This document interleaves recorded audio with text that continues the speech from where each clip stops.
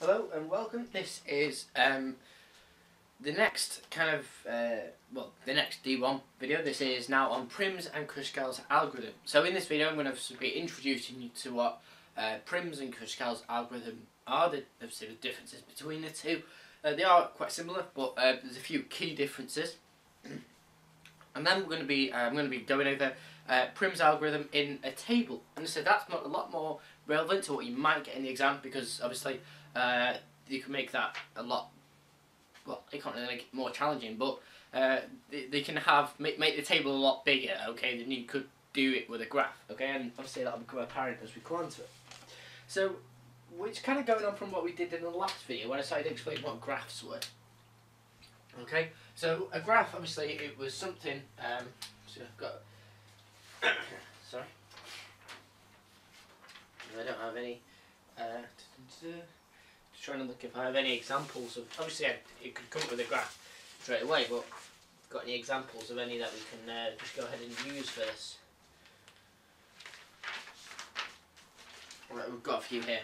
Okay, so this graph here. So point A. So A to point B. It's got a weighted index of 10. Remember, we said a weighted index was just a number associated with an arc, generally it's some kind of distance. A to C, okay, it's got a weighted index of 2. A to D, I'll move out the way in a minute, it's got a value of 5. A to D, value of 8, and C to G has got a value of 6, and D to G has got a value of 4. Okay, sorry, I will move out the way in a minute. Okay, and G to F has got a weighted value of 3. Has I missed anything off? Oh, sorry, yeah. A to E has a weighted index of 1. And E to G has a weighted index of 7. Okay, so I'm going to go through this example using Prim's and then using Kruskal's algorithm. Okay, so in red I'm going to explain what Kruskal's is first of all. Kruskal's algorithm, well, they're both about paths, creating paths of the shortest, of the lowest weighting, okay? And obviously that could be related to distance, so in other words it's the shortest distance, but obviously that's, it almost relates to a whole other thing there. Okay, so Kruskal's, the difference is,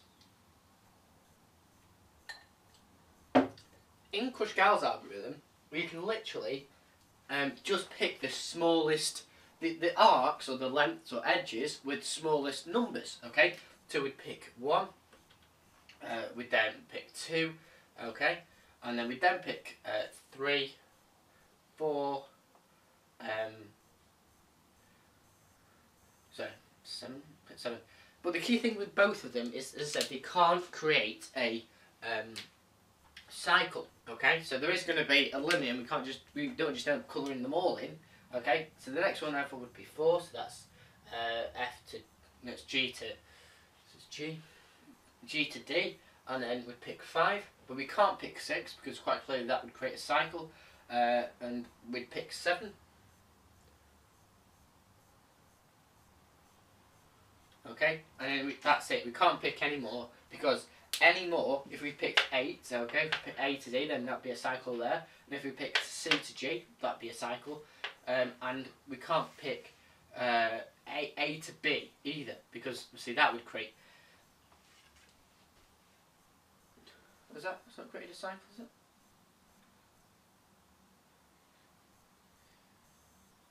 Sorry, I'm not sure this G to E's created a cycle.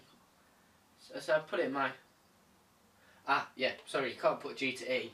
Sorry, I do, because it creates a cycle, because you can go back there and round there, okay? So, sorry, these are the values. So it's A to B, A to E, C to A, C to D, D to G, and G to F, because they're the shortest weight, the lowest weighting that we can see, okay, without creating a path. And obviously, you would add all them weights up, and it would give you an answer. Okay. Now, using exactly the same method. However, what we did there was we essentially chose lines that didn't go off from one and each other. So if that was a graph and we drew that just as wherever it's shaded red in, that would be a connected graph. But it only connected at the end. We didn't make it up. We didn't add each one. So we didn't add the lowest weighting of each. So if we started with A to C, okay, we started with A to E. Well, yeah, technically A to C was connected from it. But they end up being connected, okay? They're not necessarily start with connected, so we could pick, we picked one over there, and we could pick one over here, okay? Assuming they both had a node attached to each other. So that's the key difference with Kruskals and Prims. Kruskals, we can just pick the lowest numbers, okay? We could pick that arc. Doesn't matter, they don't have to be, the nodes don't have to be connected in terms of the lines don't have to be connected, they have to go one off each other. We can just pick literally the smallest numbers we see on the graph. Obviously, but Prim's algorithm is a little bit different. Because in Prim's algorithm, what he said was, yeah, that's a very good idea, but my algorithm has to be connected, okay? So it's the same as Kruskal's, okay, in terms of they can't have any paths, it's got to be at the lowest weighting, but unlike Kruskals, they have to be connected. We can't just pick any old point off the corner, okay? So, but they both, as I said, do end up being connected. So if I, you know, I'm just gonna, rather than draw it again, I'll just rub this out.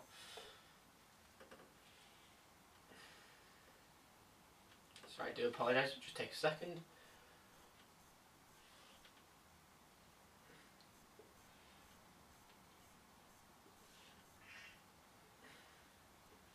Okay, so that's essentially what the graph looked like before.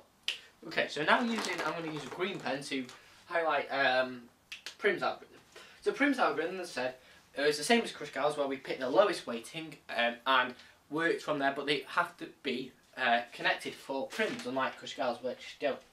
Okay, so we're going to start at the same point, A to E. So that's one. It's the lowest weighting. And then what we need to do is look off this line, or which line has the next lowest weighting. So we can either pick the line E to G, or we can pick the line A to C, or the line A to B, because they're a line off each node, okay? So obviously it's going to be A to C, okay?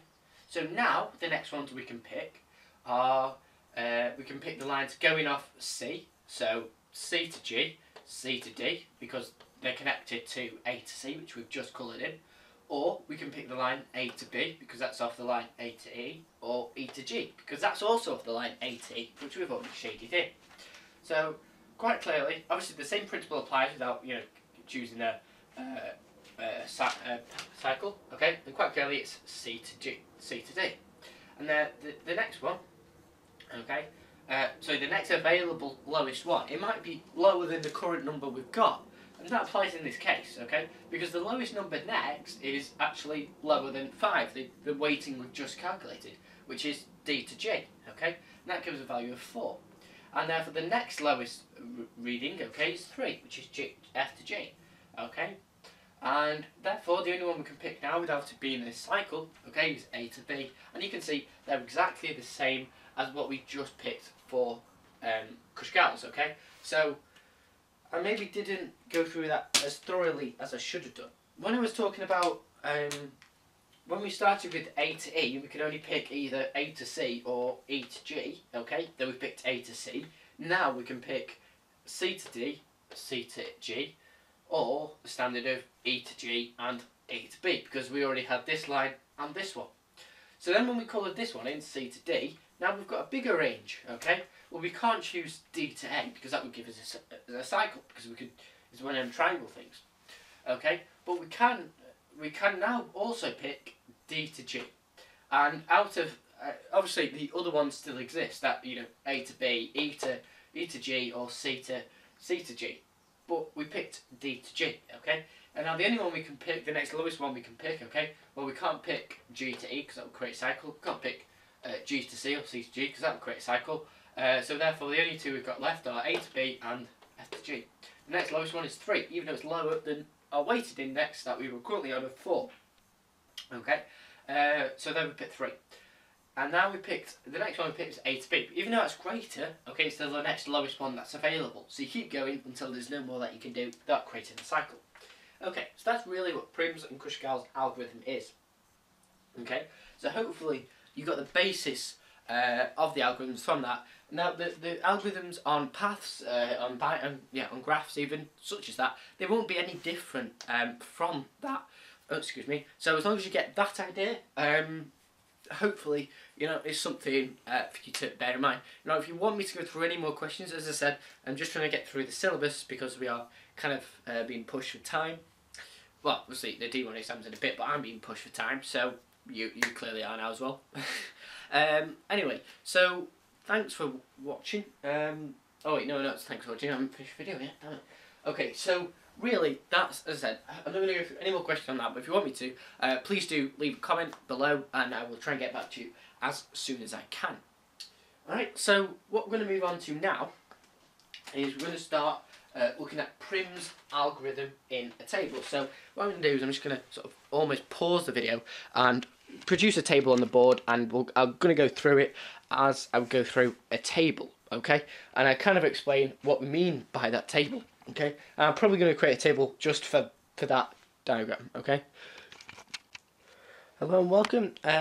So carrying on from what we were saying before now, in the last little bit of the video, I explained obviously the use of Prim's and Kruskal's algorithm, okay? Kruskal's is where you can pick essentially any point, so C to G, and you would pick the smallest, and they don't have to be connected to also C to G, okay? You don't have to pick the lines coming off of either C or G, okay? You can pick any line which is on the graph and is the next smallest, okay? Whereas on Prim's algorithm, okay, has to be connected. Now, we were saying the lines the top one, okay, which is A to B, has got a sort of a length of 10, okay. Now we said that weighting, well, can I give it away really? That weighting, as I said, is be a measurement of height, length, width, whatever it might be, okay. But I'm going to assume generally in this kind of scenario it's going to be some distance thing. Okay, so the distance from B to G, okay, well, we just add up all of the shortest distance, okay, so you have all of the shaded lines in, okay, so work out the total distance that's been covered, so you do 10 plus 1, plus 2, plus 5, plus 4, plus 3, which obviously gets you 25, okay, it's obviously being 10, 11, 13, 18, 22, 25, yeah, it's kind of crazy there, okay, but what did we actually do? Okay, so we added A to B, and we added, okay, A to E. And then from A to E, we also added A to C. And from A to C, we also added C to D. And from C to D, we added D to G. Okay, and from D to G, we added G to F. Okay, which has obviously got us to 25 units of distance. Okay, whatever distance this is measured in, okay, that could be meters, miles, whatever. Okay, so that's 25, but in the exam you probably won't get something, well, especially towards the end of the paper anyway, the latter parts of the paper, you won't get anything as a graph that is that simple, where you can just shade it in really. You might get something more of this in a table. Now, how can we put this in a table format, okay?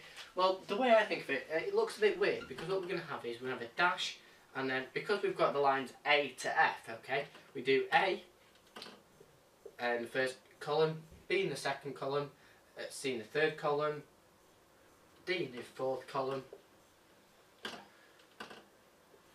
E in the fifth column, and F, and then G, okay. So that's where we're starting from, okay, and then we're going to go down in the first column, okay, so the first row is going to be a dash, the second row is going to be A, okay, so it's sort of like your times tables kind of thing, basic, so it's from A to A, that's what that means, and obviously from A to A is nothing, and then we're going to go down B, C, D, E, F, and G, okay, and now quite clearly you can follow that A to A thing to put dashes in there, so B to B, C to C, D to D, E to E, F to F, and G to G. Okay, so what we need to do there is correspond the remaining distances, okay, and put them in this table. Now, obviously, we're going to have repeats here, so from B to A is going to be the same as going from A to B. So you just write the same number in twice, okay? And when we come to calculating, because what we're going to use this to do, is calculate the distance, and we show how we can work this number out by doing the exact same idea, okay, in terms of Prim's algorithm. But we'll obviously be doing it in a table, you may be working it slightly differently. Okay, so the first one we've got is A to B, okay, which is 10. Now that's obviously, as I said, the same as saying B to A.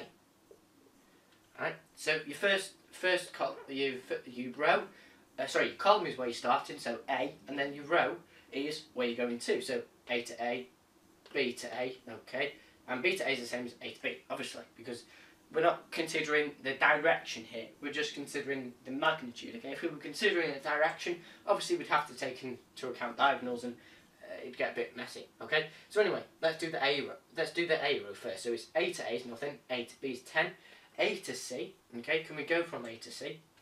Well, yeah, we can. Or you could just look at it as, yeah, so from A, what can we go to? So we can go A to C, A to D, A to E, and A to B, okay? The rest of them, so we can't go from A directly to F. Yes, we could make a figure of it in going through this path, but realistically, we couldn't just go directly from A to F, okay? So it's only what it's connected to, okay? So as I said, we can go from A to C. We can go from A to B, so the first one we did. We can go from A to C, which is here to here, which is a magnitude of 2, okay?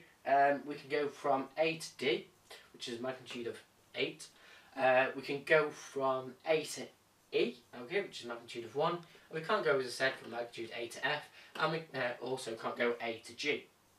As I said, we could go from A to G, but we'd have to follow a path, and we can't go directly there. That's why we have to put these dashes. Okay, so let's go from B. Now, quite clearly, you could fill in the rest of these going this way as well, because we've got A to B, alright, and that's the same as B to A, so, and A to C is the same as C to A, okay, so that's 2. But you could fill it in that way, but I'm just going to keep going down each column, okay? So, B to A, as I said, that's 10. B to B, well, you can't really do that because you're already there. B to C, so can we go from B to C? Well, no, we can't, okay? So we put a dash there, because we can't go directly from B to C. Can we go from B directly to D? No. And you follow this principle, you find you can only go from B directly to A, okay? So you just put a dash in each row of them. Okay, let's go down the column C. Okay, so assume we're at position C. Can we go to any one of these? Well, we can go from C to A. Okay, so we go from C to A, but that's already put in there. I said that's 2. Can we go from C to B? Well, not directly. We would have to follow a path. So we put in a dash. Can we go from C to C? Well, you're already there, as we said. The next one, C to D. Can we go from C directly to D? Yes, we can. That's a unit 5. Okay, and you'd follow this path, okay? So, actually, I'm going to just talk, I don't know, debate whether to talk it through you or, yeah, we'll talk it through. Okay, so C to D, that's 5. Can we go from C to E? No, so we put a dash. Can we go from C directly to F? No, so we put a dash. Can we go directly from C to G? Yes, we can, down here. Let's go at a magnitude of 6. Let's look at the D column, okay? So, we're at D, where can we go to? Well, we can't go to A, okay, so we put a dash there. Can we go from D to B? No.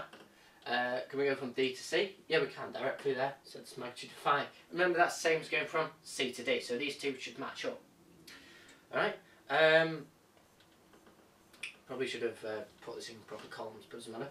Okay, can we go from D to D? Well, no, because we're already there. Can we go from D to E? There's D, and there's E. So we can't, so you put a dash there. Now, naturally, because the table would be a lot bigger in the exam, you might have this already drawn for you, okay? And you wouldn't waste your life trying to figure this out. Although you might be asked to, you might do. Okay, so can we go from D directly to F? Well, F's over there, we can't. Can we go from D directly to G? Yes, we can. That's got a magnitude of 4, so we put 4 in there. Okay, we're at E. Can we go, we follow this principle down, so E to A, well, we can, that's a magnitude of 1. so if you can't read my writing, but hopefully you can hear what I'm waffling on about. Can we go from E to B? No. Okay. E to C? No. Can we go from E to D? No. Can we go from E to E? Obviously not. We're already there. E to F? Nope. Can we go from E to G? Yes. So it's a magnitude of 7. Let's follow it on from F. Okay. So can we go from F to A? Well, obviously not. They're two ends of the spectrum. Okay. In terms of F's down here and A's all the way up there. Okay. F to B. Can we go directly from F to B? No. Can we go directly from F to C? No. Basically, all we can do is quite clearly we can go to G from F. So everything else we cancel out. Okay, we're at G. Where can we go to? Can we go from G to A? Well, it looks like it, but remember we've got a point D here, so we can't. Okay, so we put a dash there. Can we go from G to B? No. Can we go from G to C? Yeah, it's got a magnitude of 6. It's the same as C to G. Okay. G to C is the same as C to G, so you see the same numbers. Alright, G to D, can we go from G directly to D? Yes we can, it's got a magnitude of 4. G to E, yep, that's got a magnitude of 7. Okay, can we go from G to F? Yeah, it's a magnitude of 3. Can we go from G to G? Well, obviously not. Okay, so that is your table. You might want to draw proper lines down it, okay? Something like that. And now what we're going to do now is, hopefully, we'll come up with these same additions here. We're going to come up with the same path. But obviously, as I said, your table in the exam is likely to be a lot bigger than that. So, as I said, it looks very simple there what we've done. You know, why have we just faffed around drawing a table? Why don't we just do what we did before and do the colouring in business? Because, I mean, personally, that looks a lot easier. And, you know, everyone's allergic to doing work and such. Anyway, okay. So, what we're going to do here is I'm going to highlight a method to you. Now, generally, in this type of question, hopefully, they will say start at a given vertex, okay? And what they mean by vertex, as we said, is a node, so you could ask them to start at point A.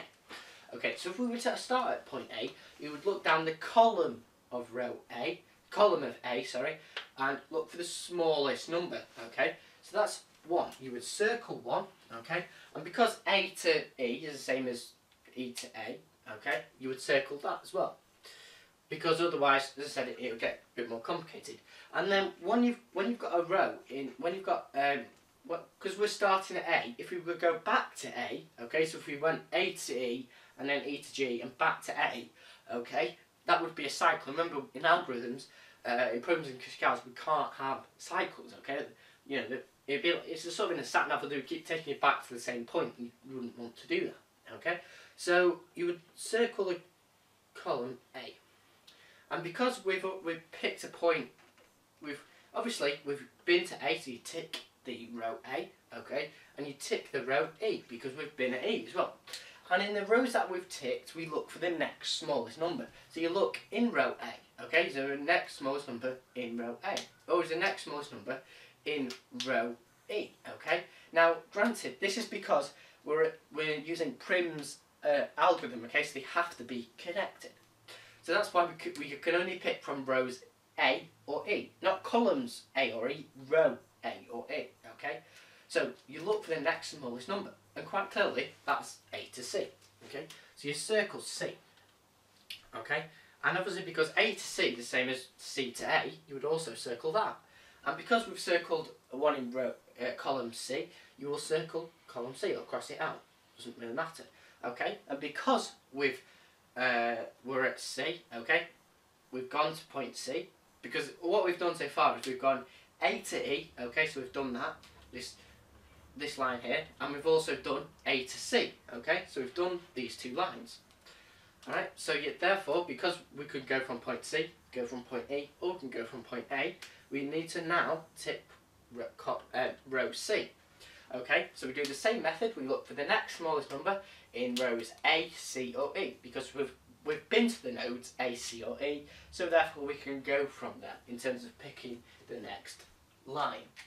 Okay, so what's the next smallest number? Well, obviously we can't use 2 or 1, so the next smallest number looks like, well, it's probably not going to be in row A because that's 10, that's the highest number, alright? It's not going to be in, we're looking at row C, okay? Well, the smallest number in row C is 5. The smallest number in row E is 7, okay? So the next smallest number is A to C, which is 5. Sorry, not A to C. No, we're going on now. Just pick that. We've got another colour. Let's see if we've got another colour. Sorry. Boxes over here. Do apologise. Anyway, so the next smallest number is D to C. Okay, so you would circle D to C, and because we're circled D to C, you would circle row D. Okay, so you circle row D so we don't go back to that row. And because we've done D to C, that's the same as C to D, so you circle that as well. Okay, and then you would tick the row because we've now done D to C. Okay, so we've now done this one, which is 5. Right, so you can see what we've picked here is we've picked that row, we've picked this row, we've picked that row, and you can see we've still got a few to go. But obviously you wouldn't know this yet in the graph. Okay, so in essence we've now picked columns A, C, and D. Okay, alright, so you would tick row D because we've been to D. You would look for the next smallest number now in row A, C, or D, which hasn't had it circled. Alright, so you would now pick, obviously, well, it looks to be, we'll look for the smallest one in row A, well, that's 10, it's probably not going to be that. Look in row C, is it going to be 6? Could be. Look in row D, well, we've got 4, so that's the smallest so far. And we look in row E, well, that's 7, okay? The next smallest number is quite clearly this number 4. And the number 4 is associated with column G, okay? And that is G to D, okay? And because G to D is the same as D to G, we circle D to G as well, to make sure we don't go to it twice, the same point, okay? And because we've been to column G, okay, you tick row G. Alright, and now we look for the next smallest number. So, one sec. Actually, sorry. Just before we do that, let's just recap what we've been to. Okay, so the first one we did was we went from A to... So yeah, really should be writing this down. I do apologise. Okay, so the first one we went to was looked in column A, and we got A to E is our smallest one. Okay, and then because we went from A to E, we looked in the rows A and row E. Okay, and we saw that the next smallest one was in column C, and it was A to C, so we added A to C, and now we've ticked A, C, and E. Okay, so we looked in the rows A, C, and E for the next smallest number, which hadn't been crossed through. Okay, so I'm sort of confusing myself, so God help you. Okay, C and E, and the next smallest number was A to was D to C, or C to D, whichever one you want to pick it as. Okay, so we picked D to C, and then we ticked the rows D, okay, because now we've ticked the rows A, D, C, and E, so we looked for the next smallest number, okay, which was D to G. Okay, because that is a value 4. Granted, that is smaller than D to C, but it doesn't really matter, okay? Because remember, we're using Prim's algorithm, so it doesn't have to be in ascending or descending size, okay? It just has to be picking the next smallest one you can. Alright, so that's what we've picked so far, okay? Now, obviously I've circled more numbers than 4, but because we've got to repeat, we've got A to C and C to A in the same thing, we've just circled it twice because there's two of them numbers in there, okay? So that's kind of why we've got a lot more circles on the board than we have, you know, lists that we're adding to. Okay, so now we look in the next column that we haven't picked yet. Sorry, one sec. Sorry, I've missed a number out here. F to G, I do apologise, and the reason being is because I've wrote it in the wrong column, okay?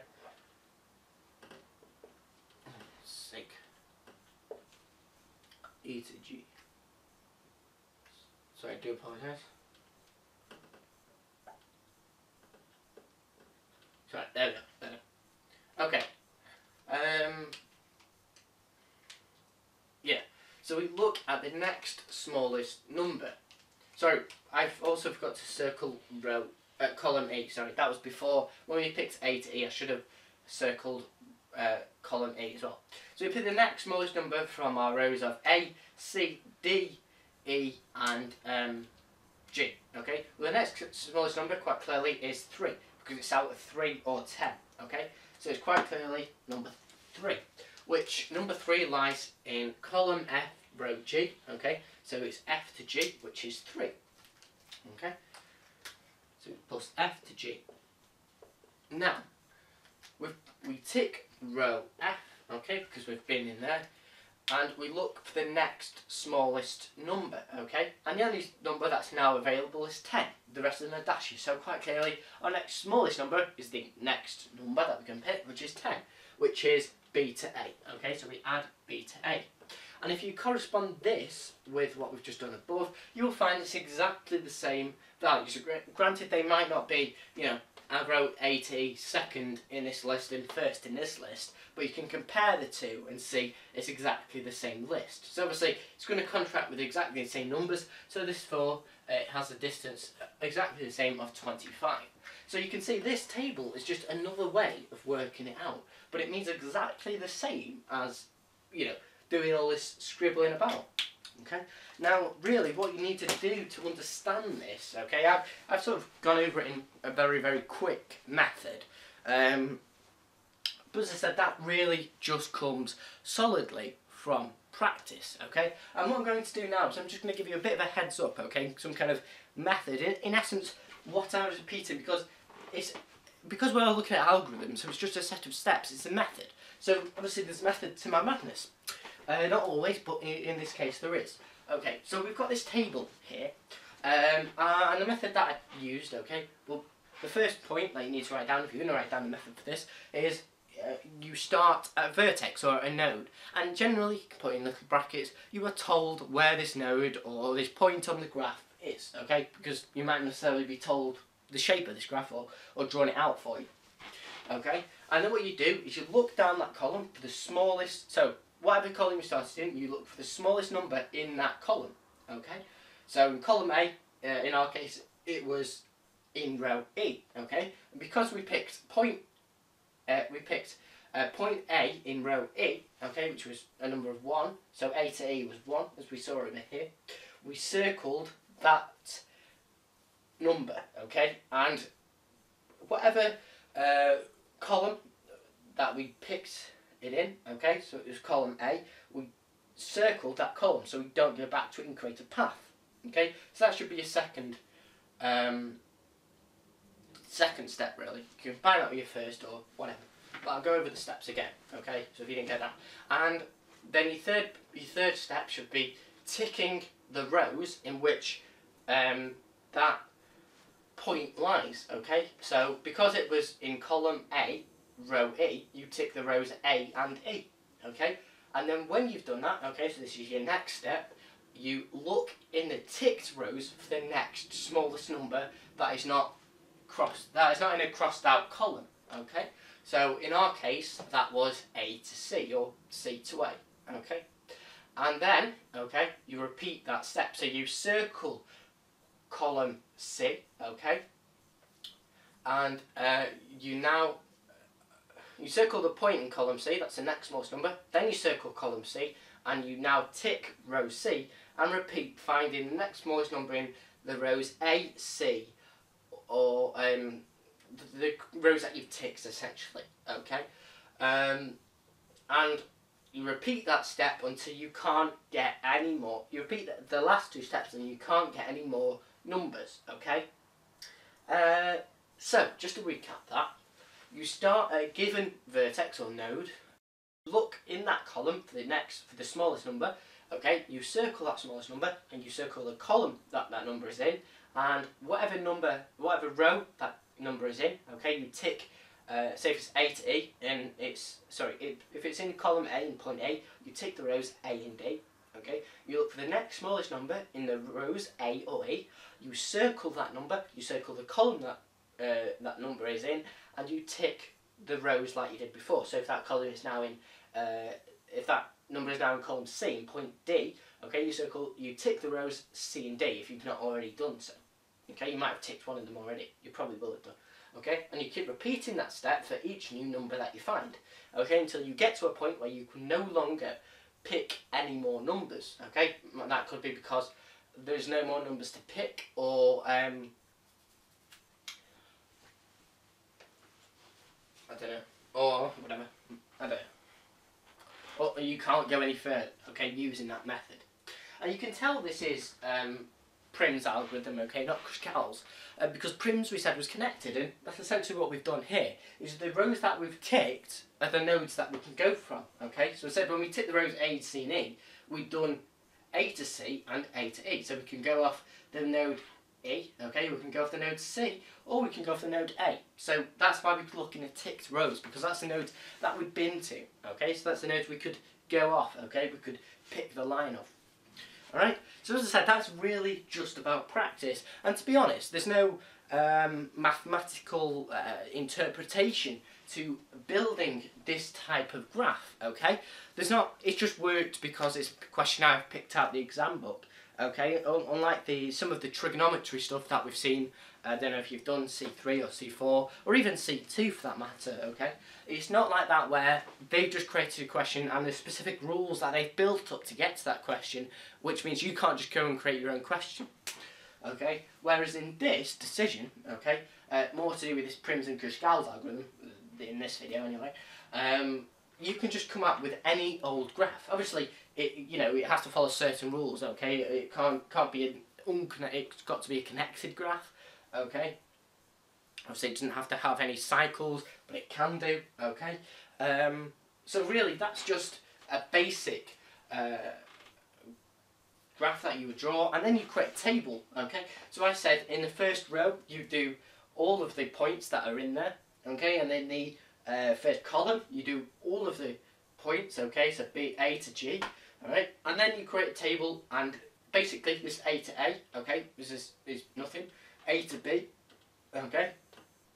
So first, your row, so your column is where you're starting from, and your row is where you're heading to, okay? So if you're starting in column B, okay, and your number is in row A, you're going from B to A, alright? So hopefully that's kind of rounded up everything in Prim's and Kruskal's algorithms, okay, in D1.